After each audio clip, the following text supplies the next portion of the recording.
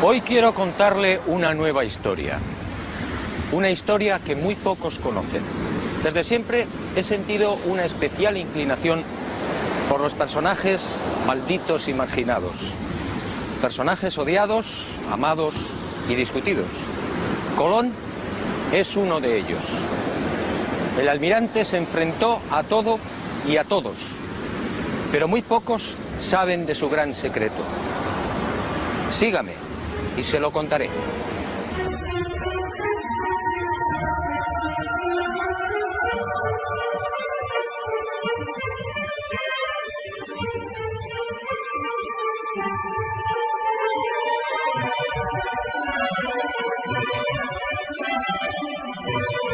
Como decía, siempre me intrigó la tozudez del almirante.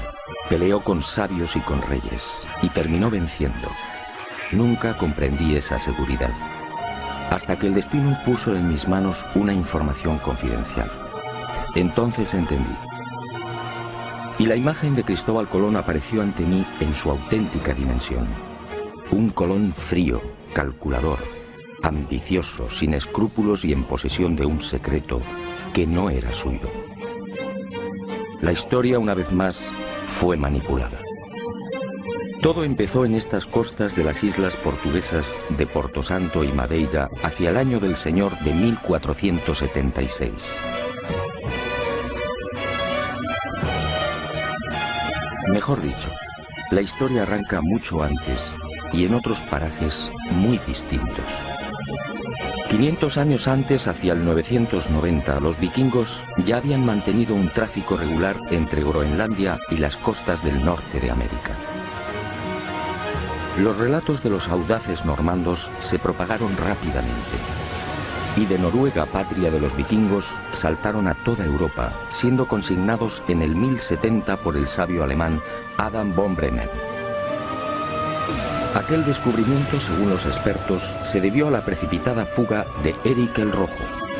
Tras una sangrienta venganza, los islandeses desterraron a Eric por 3 años.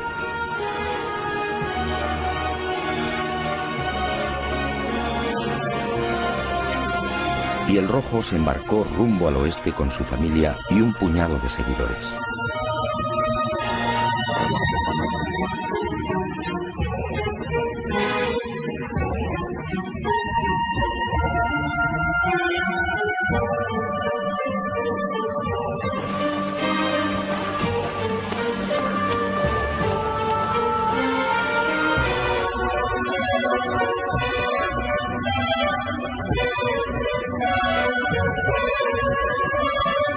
Así fue muy probablemente como llegaron a Groenlandia, y de allí a las costas de Massachusetts, entre Boston y Nueva York. En 1311 otro audaz pueblo, el Mandinga, ubicado en las costas del África Occidental, se aventuró igualmente en el océano. Y el rey Abubakari II, al frente de 2000 piraguas, tocó tierras americanas. La expedición descubriría Recife, en Brasil, pero nunca regresaron.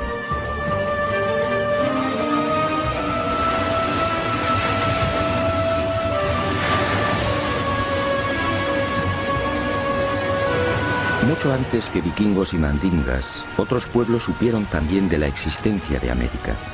Fenicios, griegos, romanos, bereberes y árabes, entre otros, tocaron al parecer las costas orientales americanas. Colón, en efecto, fue el último.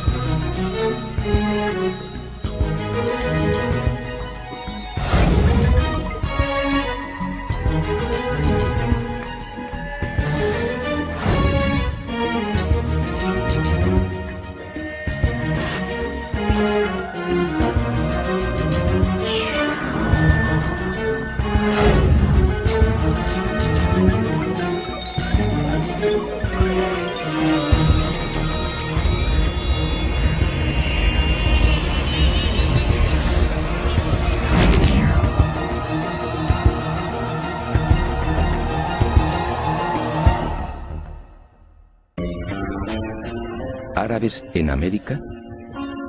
A principios del siglo XVI, Fernández de Oviedo, gobernador de la Castilla del Oro, escribe sobre algo realmente insólito. Oviedo afirma que los naturales llamaban Kebi al cacique. Kebi en árabe significa grande. Y asegura también que aquellas gentes rezaban en mezquitas. Así consta en sus crónicas. ¿Cómo entender esta presencia árabe en América antes de 1492? ¿Y cómo entender el escrito entregado por el Papa Inocencio VIII a Martín Alonso Pinzón antes del descubrimiento?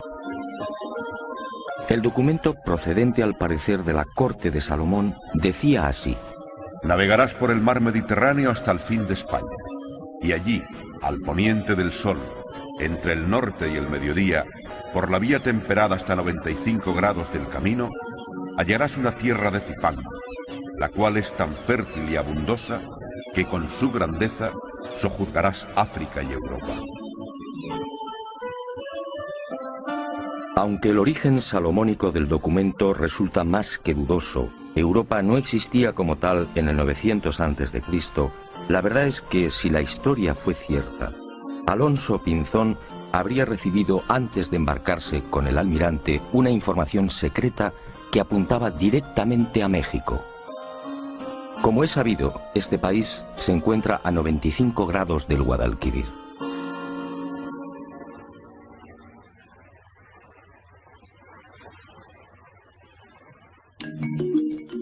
Pero más intrigante aún es la existencia de maíz en tierras del sur de España antes de 1492.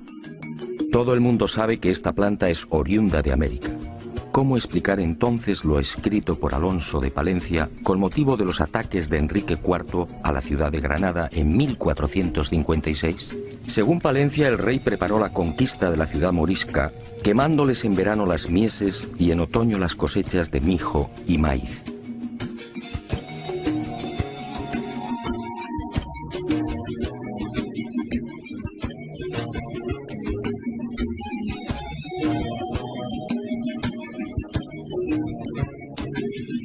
¿Y cómo explicar los aranceles de descarga registrados en los puertos de Barbate, Vejer, Conil y Chiclana, al sur de España, en los que años antes del descubrimiento se hace expresa mención de la manegueta, la guindilla que se cultivaba en Chiapas, en la actual Guayana Francesa y en Jamaica?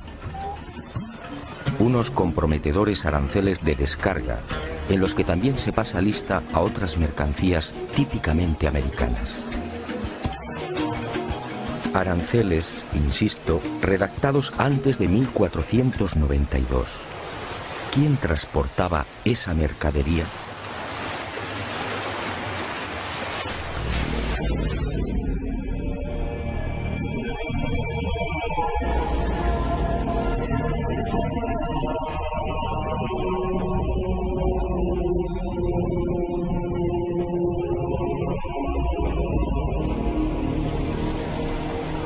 Es probable que el joven Cristóbal Colón llegase a tierras portuguesas hacia 1476, cuando contaba unos 25 años de edad.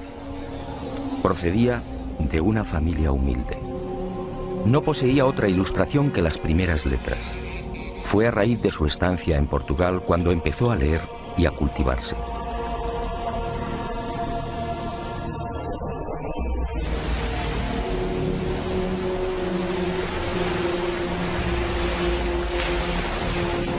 Y fue en Madeira donde entró en los negocios de compra de azúcar. En 1477 se casa con Felipa Moniz, instalándose en la isla de Porto Santo, muy próxima a Madeira. Aquí vive en la casa de su suegra. Aquí, según mis informaciones, arrancó la muy particular e ignorada historia del que llegaría a ser almirante de la mar Oceana. Una historia que Colón mantuvo en secreto. Aquí, Colón escucha de boca de marineros y pescadores una serie de extrañas y enigmáticas leyendas, unos relatos que encienden la mecha de su pasión por la mar.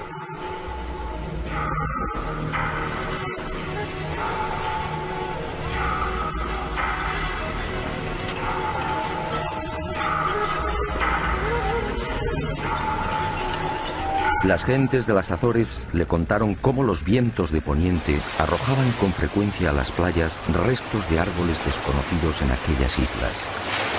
En una ocasión, la mar depositó en la isla de las Flores los cadáveres de 2 hombres de caras muy anchas y aspecto distinto al de los europeos y africanos.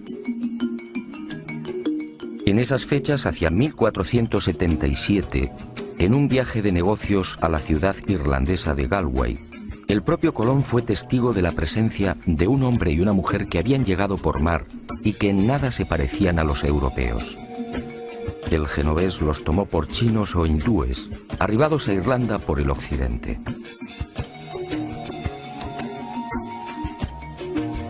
Estos avisos, decisivos diría yo, siguieron llegando a oídos de Colón.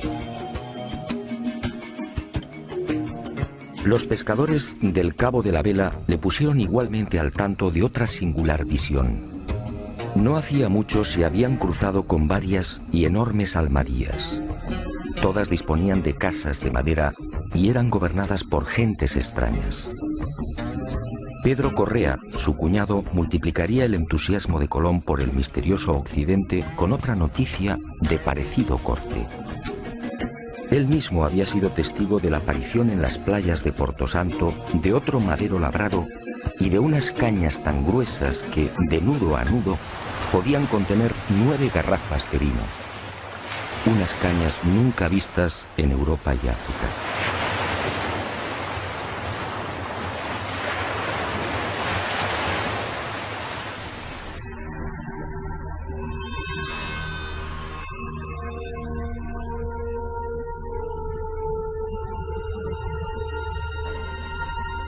Paso a paso, Cristóbal Colón se vio envuelto en la apasionante idea de navegar hacia aquel horizonte por el que se ponía el sol. Y fue este creciente entusiasmo lo que muy probablemente decidió a su suegra a entregarle las cartas y escritos de Bartolomeo Perestrello, su marido ya fallecido. Nada se sabe con certeza de estos papeles del que fuera navegante italiano y gobernador de Porto Santo. Lo que sí parece claro es que aquella información debió coincidir con las narraciones de marinos y pescadores lusitanos y castellanos. Fue en esas fechas, alrededor de 1478 o 1479, cuando al fin el destino llamó con fuerza al corazón del inquieto Cristóbal Colón.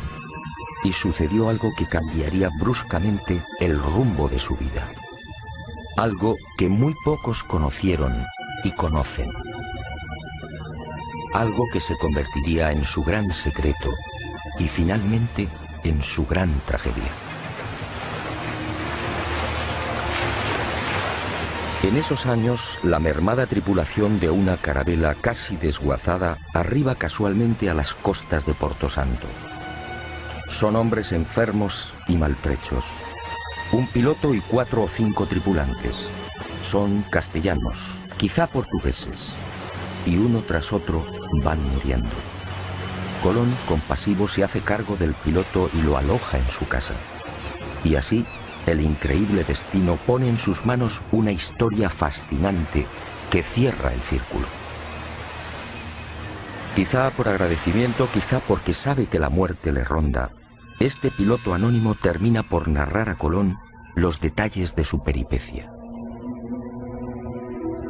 Navegando desde las costas africanas, probablemente en la región del Golfo de Guinea, la carabela que transporta madera y alimentos se ve sorprendida por una furiosa tormenta. Y los poderosos vientos alisios la desvían de su inicial derrota, presumiblemente hacia la península ibérica o Inglaterra. Finalmente, la tripulación escapa del temporal y descubre con asombro que se encuentra en mitad de unas islas completamente desconocidas. Ellos no lo saben, pero los vientos los han empujado hasta el Caribe. Y durante 1 o 2 años, 1476 y 1477, estos hombres blancos navegan de isla en isla.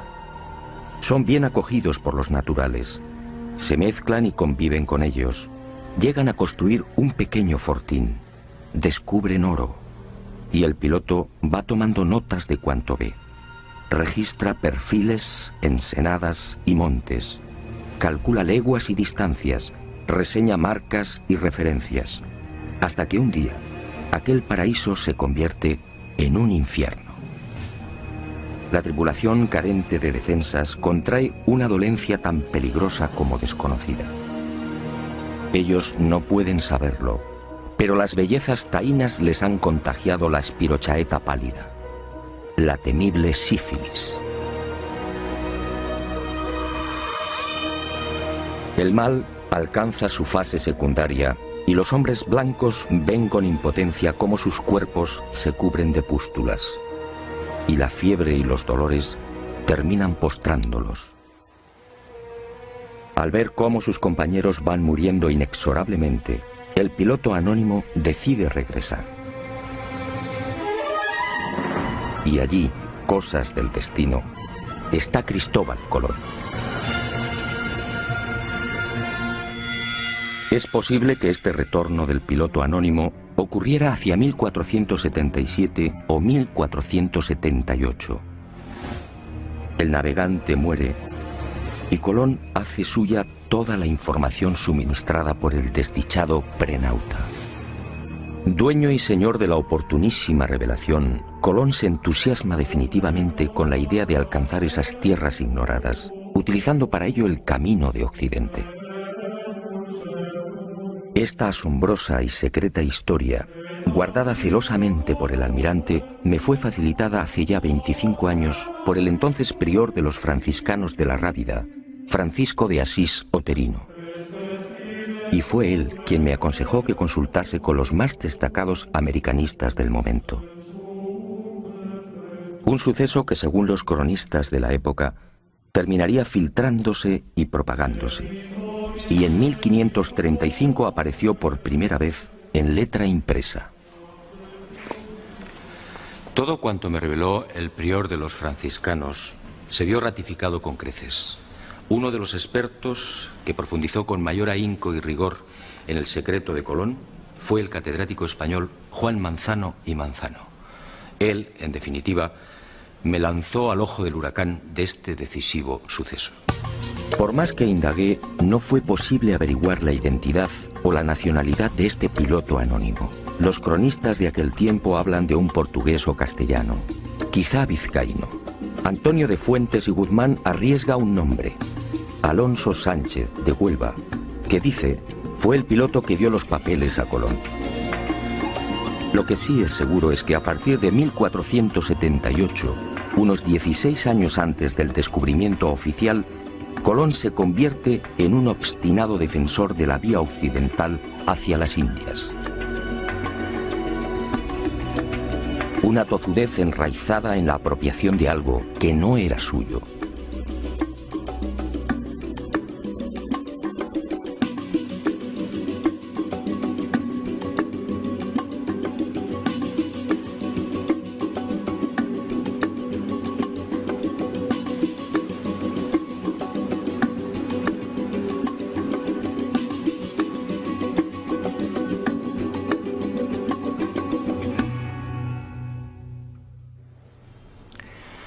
A partir de esa información privilegiada, Colón se convierte en otro hombre.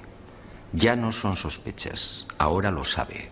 Navegando por el mar tenebroso siempre hacia el oeste, encontrará nuevas y ricas tierras. Pero, ¿qué tierras eran esas? Y Colón emprendió una febril búsqueda, consultando los textos clásicos y los escritos de sus contemporáneos. Se sumergió impaciente en el Imago Mundi y en las páginas de la Historia Rerum. Estudió la Biblia, el Libro de los Reyes, la glosa ordinaria de Nicolás de Lira, Aristóteles, Isidoro, Marco Polo y un largo etcétera. Y en los márgenes de estos libros fue anotando reflexiones, dudas y certezas. Fueron tiempos difíciles y angustiosos. Hasta que un día el caprichoso pero sabio destino puso en sus manos una carta geográfica y unos documentos.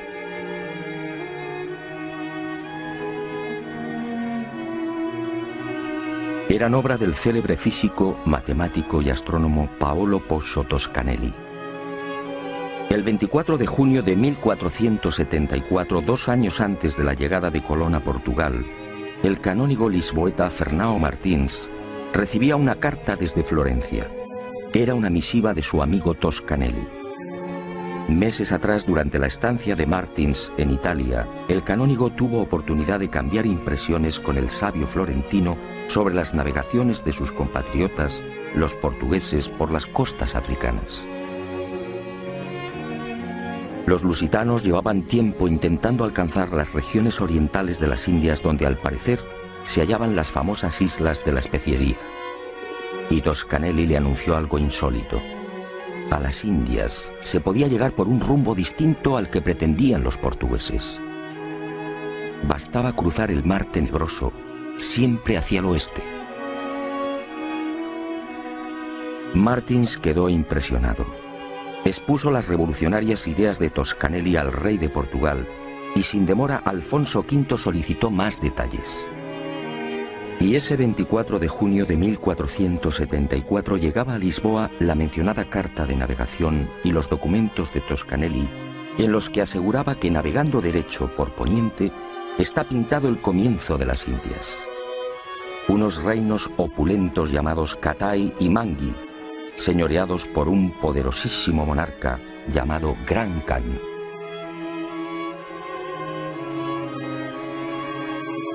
No es difícil imaginar la sorpresa y alegría de Colón al leer y repasar estos documentos de Toscanelli.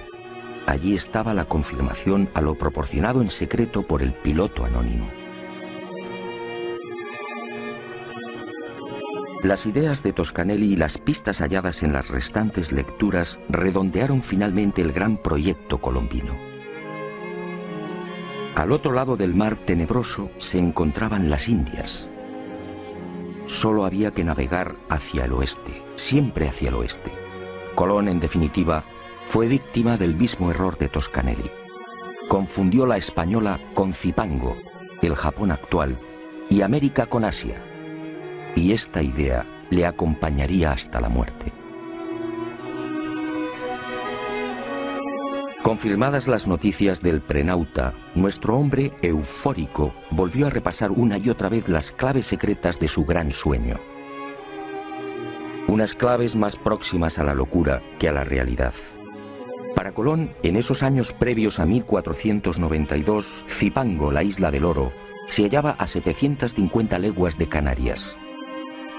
Para Colón, las míticas minas del rey Salomón no podían ser otras que las descubiertas por el piloto anónimo al sur de la gran isla del oro. Para Colón, las tierras firmes del Gran Khan, el Catai de Toscanelli, se alzaban al oeste del Zipango, es decir, a poco más de 1100 leguas de las Canarias.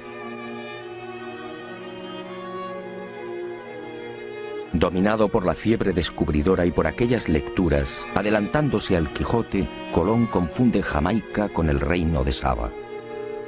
Y cree que uno de los reyes magos partió justamente de esta isla.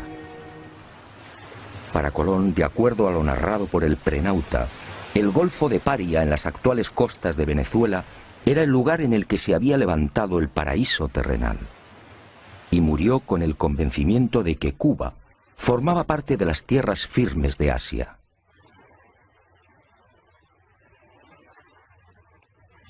Y con el ambicioso proyecto descubridor perfectamente armado, Colón pasó a la acción.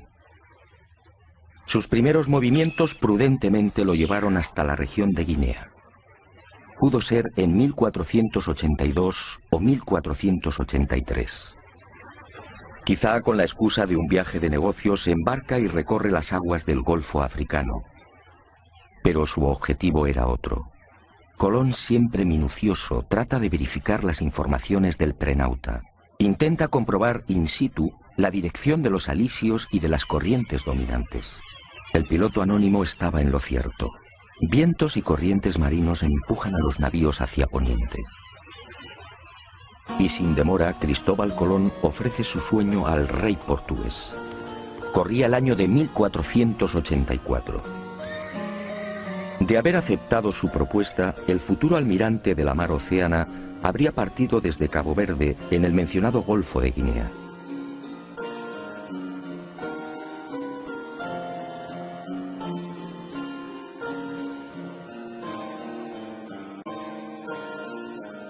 Pero Juan II lo despacha con cajas destempladas.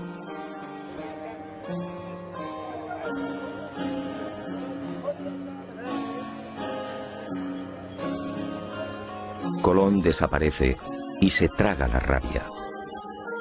Lo que Colón no supo en esos momentos es que el rey a sus espaldas, aconsejado por Ortiz de Calzadilla, obispo de Ceuta, de quien mucho se fiaba, resolvió mandar en secreto una carabela. Así lo cuenta Hernando, hijo de Cristóbal Colón. Pero la carabela enviada con brevedad a las islas de Cabo Verde no halló lo que dijera Colón. Y el proyecto colombino, como el de Toscanelli, fue olvidado por Juan II.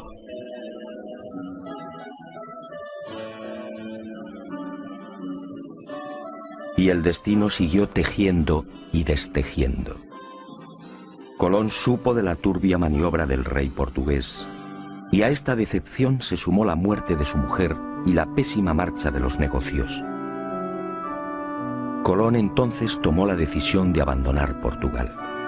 Corría la primavera de 1485 y decidió probar fortuna en la corte de la vecina Castilla. Pero antes, apremiado por la escasa bolsa, viajó a Huelva, encomendando a su joven hijo, Diego, a los cuidados de Violante Móniz, su cuñada. Y el destino atento le obligó a pasar por el monasterio franciscano de la Rábida. Allí, Colón recibiría una bocanada de oxígeno. Uno de los frailes, Antonio de Marchena, se entusiasmó con la idea.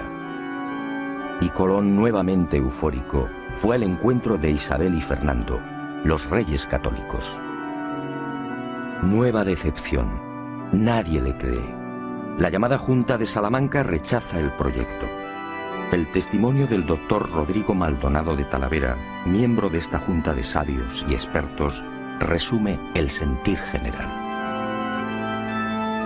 Este testigo, con el prior de Prado y con otros sabios y letrados y marineros, platicaron con el dicho almirante sobre su ida a las dichas islas, y todos ellos concordaban que era imposible ser verdad lo que el dicho almirante decía.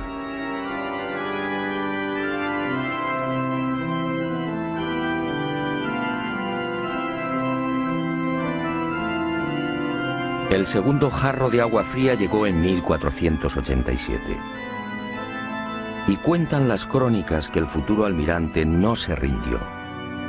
Aquella vieja tozudez lo mantuvo alerta y firme.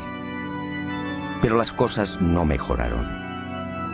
Y cuando todo parecía perdido, cuando el genovés pensaba ya en trasladar su proyecto al rey de Francia, algo cambió. Y estoy de acuerdo con la hipótesis de Juan Manzano y Manzano.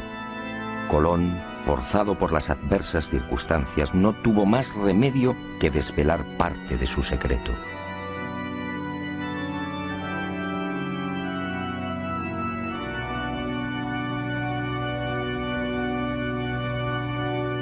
Y en abril de 1492, finalmente, Cristóbal Colón triunfa. Concluida la conquista de Granada por los reyes católicos, los monarcas firman las llamadas capitulaciones de Santa Fe. Un documento insólito, una aprobación del proyecto colombino con un encabezamiento muy elocuente. Las cosas suplicadas que vuesas altezas dan e otorgan a don Cristóbal de Colón en alguna satisfacción de lo que ha descubierto en las mares oceanas,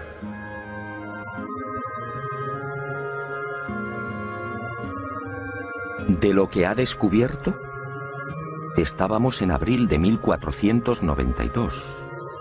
La increíble concesión solo puede explicarse por lo ya mencionado. Colón tuvo que confesar parte de lo transmitido por el desdichado piloto anónimo. Pero obviamente silenció la fuente y mantuvo como suyo lo que era de otro. Pero hay más. En esos sospechosos documentos previos al gran viaje descubridor, los reyes católicos, al entrar en detalles, cometen 3 indiscreciones que confirman cuanto sostengo. Conceden a Colón los títulos de virrey y almirante y le otorgan 1/10 de cuanto se consiga en esas tierras incógnitas. En buena ley todo esto debería de haber llegado después. Y al proceder a la requisa de las necesarias naves, ordenan lo siguiente: para ir a ciertas partes de la mar Océana. Evidentemente los reyes católicos tenían una información privilegiada. El tercer desliz es mucho más elocuente. Al designar a Diego Rodríguez Prieto como el hombre que debía facilitar las carabelas, la ordenanza real fija su sueldo en 4 meses. Y me pregunto, ¿cómo sabían los reyes católicos la duración del viaje en aquel abril de 1492? Resulta muy sospechoso que solo se equivocaran en 2 semanas. Y llegó el gran viaje.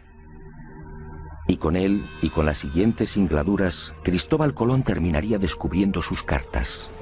Unas cartas marcadas.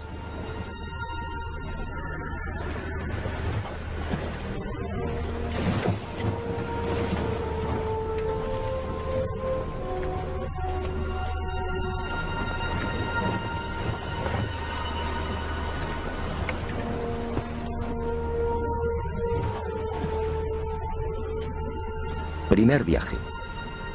Fiel a lo consignado por el prenauta, Colón, en lugar de navegar directamente hacia Occidente, siguiendo los paralelos de España, alarga la ruta y pone proa al sur. Desciende hasta Hierro, en las Canarias, situándose entre los paralelos 27 y 28. Modifica las velas de la Pinta. Cambia el aparejo latino por el redondo, más útil para beneficiarse de los vientos de popa. Y fiel a esas instrucciones del prenauta, antes de partir de las Canarias, avisa a los capitanes de las otras naves sobre el peligro de un rosario de islas y roqueos ubicados a 700 leguas de Hierro. No es difícil imaginar las caras de los pinzones ante semejante advertencia. Pero el secreto del piloto anónimo no se vio libre de algunos graves errores. El informante de Colón se equivocó al situar la gran isla del Oro. El almirante, al seguir el paralelo 27, dejó esa isla, Zipango, mucho más al sur. Por eso, en este primer viaje, no encuentra el peligroso laberinto de Arrecife, lo que Colón llamaba la entrada a las Indias. Y el 9 de octubre de 1492, la marinería se revela por segunda vez. Y tiene razón. Los hombres se sienten engañados. La cuenta real del almirante en esa fecha suma 1000 leguas. Él había prometido arribar a los arrecifes mucho antes. Y aseguró igualmente que Zipango se hallaba a 750 leguas del punto de partida. La situación en la Santa María, la nave capitana, se hace tan violenta que Colón reúne a los hermanos Pinzón y se ve obligado por segunda vez a desvelar parte de su secreto.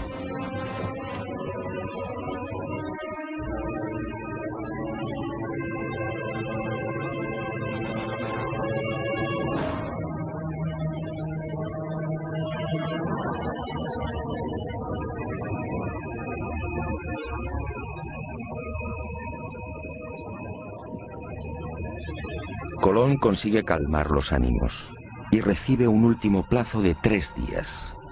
Si para entonces no han hallado tierra, regresarán. El 12 de octubre descubre Guanajaní, una pequeña isla del grupo de las Lucayas que Colón bautiza como San Salvador. El almirante, perplejo, no comprende. ¿Dónde ha estado el error? ¿Por qué no han desembarcado en Zipango? Y sigue de isla en isla buscándola. En esos días angustiosos, uno de los ocultos objetivos de Colón se destapa con violencia. Al almirante solo le interesa el oro.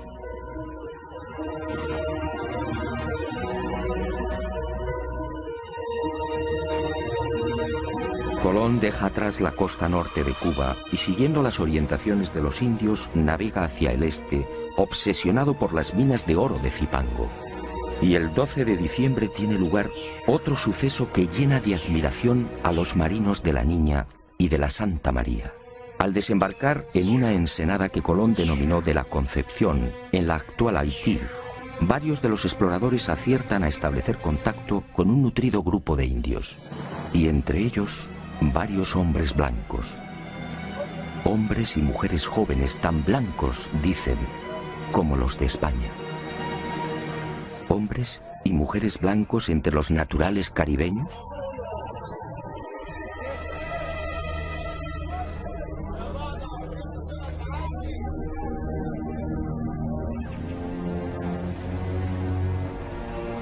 Los conquistadores quedaron asombrados, sí, pero no Colón.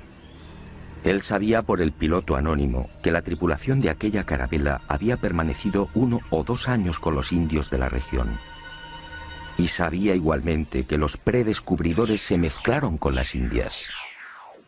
Esta, sencillamente, era la explicación de la insólita presencia de hombres y mujeres blancos.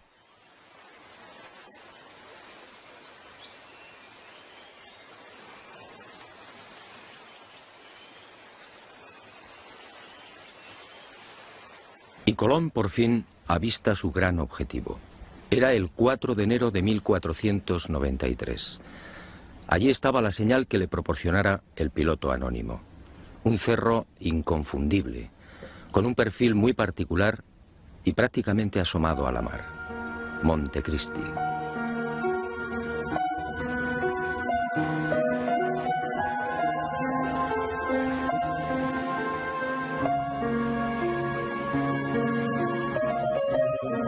Y sin desembarcar, el almirante anuncia que allí está su ansiado Zipango. Allí, a escasas 20 leguas de la costa, se encuentran las ricas minas de oro. Y la marinería, perpleja, se rinde ante las supuestas dotes proféticas del almirante. ¿Dotes proféticas? Por supuesto que no. Y en marzo de 1494, en el segundo viaje, al descender a tierra y explorar el valle del Cibao, Colón vuelve a cubrirse de gloria ante sus atónitos hombres.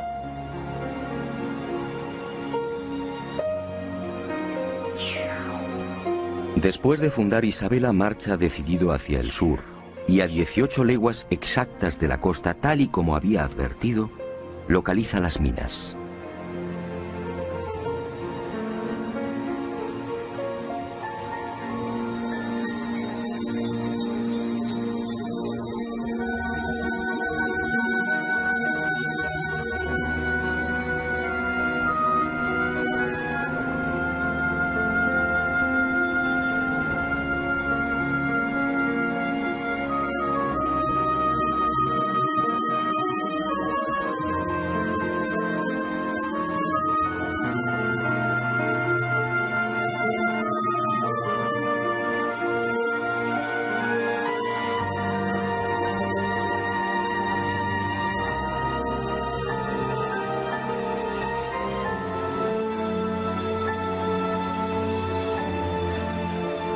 Tal y como le anunciara el prenauta, aquí mismo, los expedicionarios encuentran un nido de paja con 3 balas de lombarda. Otra de las señales clave. La viva y aplastante demostración del paso del piloto anónimo por la Española. Por supuesto, nadie se explica cómo han llegado las balas de piedra hasta el corazón del Zipango. Y Colón, satisfecho, guarda silencio.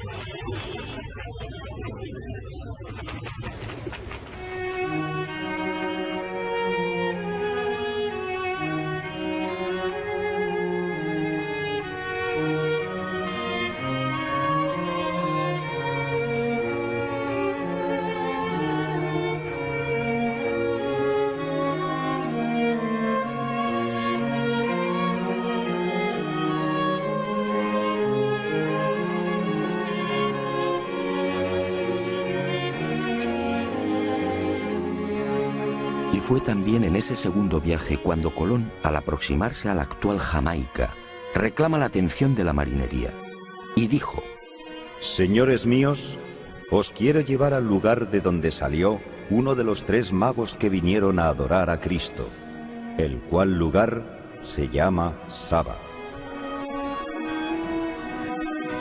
Y cuando los españoles desembarcaron y preguntaron a los nativos, estos replicaron que la isla se llamaba Sobo. Entonces, el almirante explicó que Saba y Sobo eran la misma palabra, pero que los indios no la pronunciaban bien.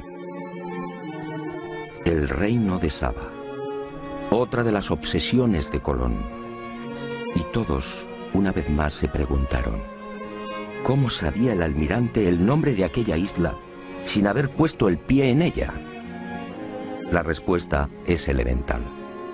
Lo sabía por el piloto anónimo. Y conforme siguieron los viajes de exploración, las supuestas dotes proféticas del almirante dejaron sin aliento a cuantos le acompañaron. Así sucedió también en el segundo viaje. Durante esa larga travesía, Colón se sacó una molesta espina. En el primero, como se recordará, no pudo dar con el peligroso laberinto de Arrecife. En noviembre de 1493, en cambio, consiguió avistar la ansiada entrada a las Indias, tal y como le había referido el piloto anónimo. Allí encontró Matininó y Cariz, las islas de las Amazonas y de los caníbales, y las bautizó con los nombres de Guadalupe y Dominica respectivamente. Y fue en Guadalupe donde se registró otro desconcertante suceso que, supongo, hizo sonreír maliciosamente a Colón. Los españoles, al penetrar en una de las aldeas, fueron a topar con dos objetos imposibles: un codaste y un cazuelo de hierro. El primero, la pieza recta y vertical que remata la nave por popa, nada tenía que ver con las canoas utilizadas por los indios. En cuanto al cazuelo, ¿qué pudieron pensar los españoles? Los naturales no conocían el uso del hierro, y el almirante, como digo, sonrió para sus adentros. Aquellas piezas solo podían tener un origen, el que usted y yo estamos pensando: el prenauta. Colón, prisionero de la vanidad, debió disfrutar lo suyo con estos hallazgos y profecías. En ese segundo viaje, después del alarde desplegado frente a las supuestas costas del reino de Saba, el almirante repetiría la hazaña. Ocurrió cuando navegaba al sur de la Española. A cosa de 7 u 8 leguas de tierra fueron a divisar un montículo. Y Colón, con una seguridad que desarmó a su gente, afirmó que aquel era el lugar llamado Ofir, los montes todos de oro, las célebres minas del rey Salomón.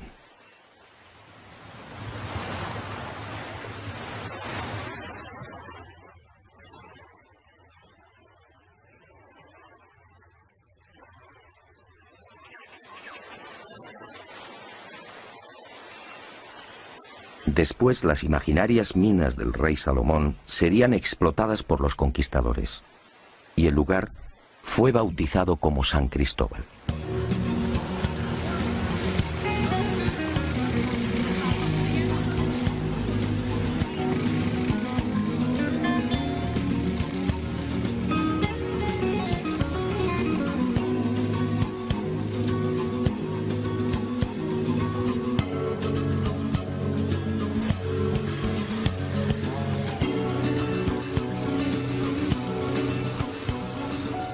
Pero la locura del almirante no se detuvo ahí.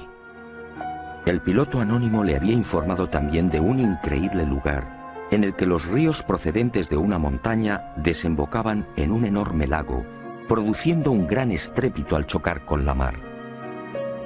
En el tercer viaje a las Indias, en 1498, Colón busca ese territorio situado a cosa de 50 o 70 leguas al sur de Zipango, según el prenauta.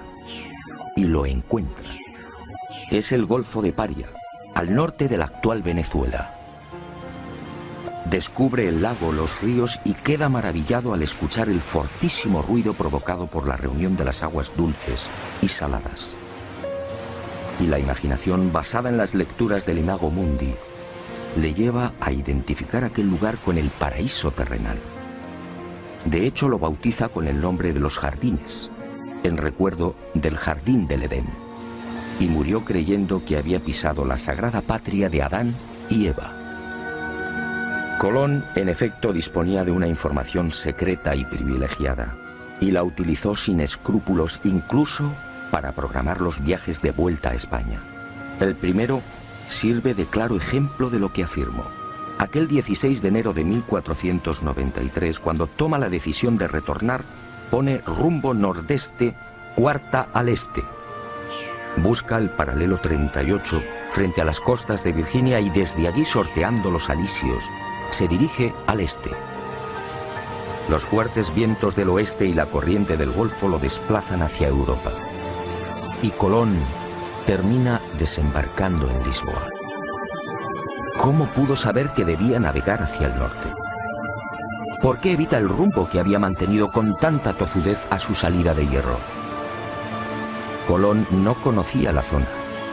Nada sabía de la corriente del Golfo. Y sin embargo, acertó.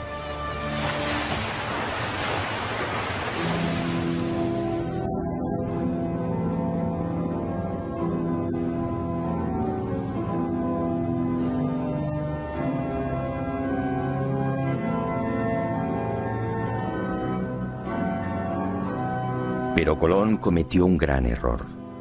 Hizo suyo un secreto que no le pertenecía. Ignoró al piloto anónimo y se quedó con toda la gloria. Y el destino implacable pasó factura. En la primavera de 1499 el virrey almirante es encadenado y devuelto a la corte de Castilla. Y sus privilegios desaparecen. Poco después, el 20 de mayo de 1506, muere en Valladolid. Y muere olvidado y en la ruina.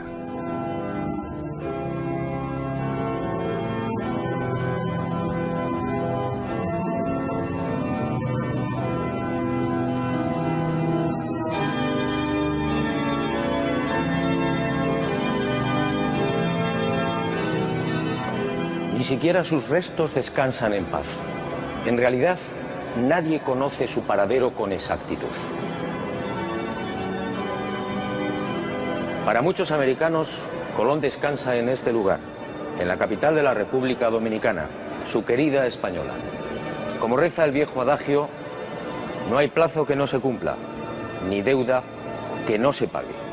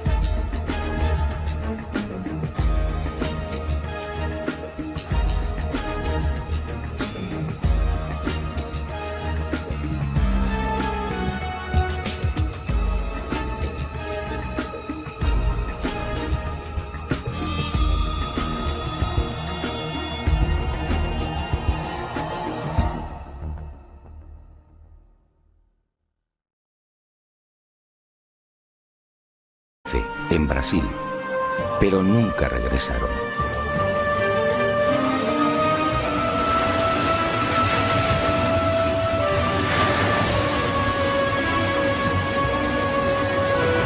Mucho antes que vikingos y mandingas, otros pueblos supieron también de la existencia de América.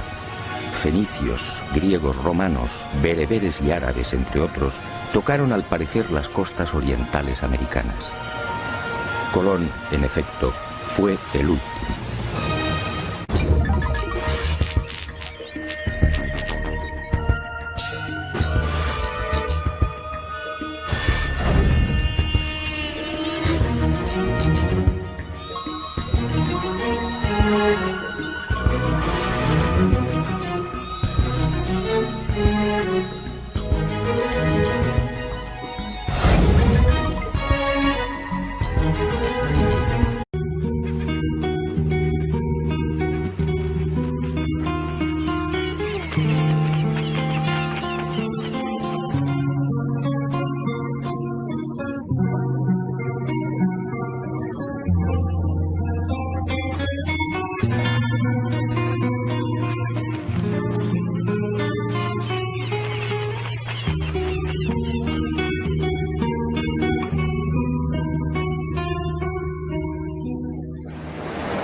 Hoy quiero contarle una nueva historia.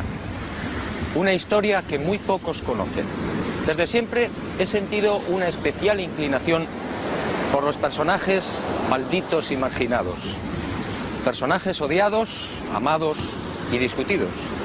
Colón es uno de ellos. El almirante se enfrentó a todo y a todos, pero muy pocos saben de su gran secreto. Hacia el año del Señor de 1476.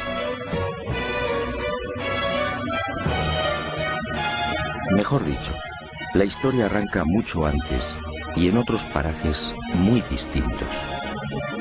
500 años antes, hacia el 990, los vikingos ya habían mantenido un tráfico regular entre Groenlandia y las costas del norte de América. Los relatos de los audaces normandos se propagaron rápidamente y de Noruega, patria de los vikingos, saltaron a toda Europa, siendo consignados en el 1070 por el sabio alemán Adam von Bremen. Aquel descubrimiento, según los expertos, se debió a la precipitada fuga de Erik el Rojo. Tras una sangrienta venganza, los islandeses desterraron a Erik por 3 años.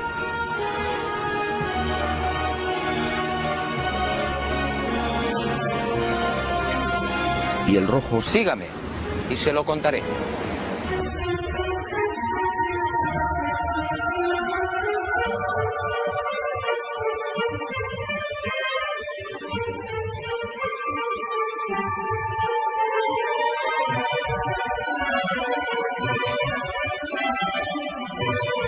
Como decía, siempre me intrigó la tozudez del almirante. Peleó con sabios y con reyes, y terminó venciendo. Nunca comprendí esa seguridad, hasta que el destino puso en mis manos una información confidencial. Entonces entendí. Y la imagen de Cristóbal Colón apareció ante mí en su auténtica dimensión. Un Colón frío, calculador, ambicioso, sin escrúpulos y en posesión de un secreto que no era suyo. La historia, una vez más, fue manipulada. Todo empezó en estas costas de las islas portuguesas de Porto Santo y Madeira. Se embarcó rumbo al oeste con su familia y un puñado de seguidores.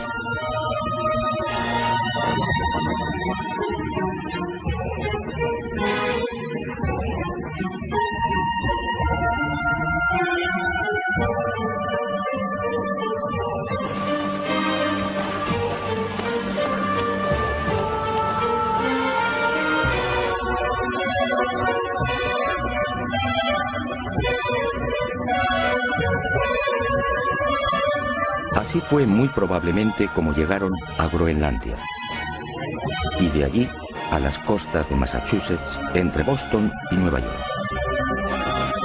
En 1311 otro audaz pueblo, el Mandinga, ubicado en las costas del África Occidental, se aventuró igualmente en el océano. Y el rey Abubakari II, al frente de 2000 piraguas, tocó tierras americanas. La expedición descubriría Recife,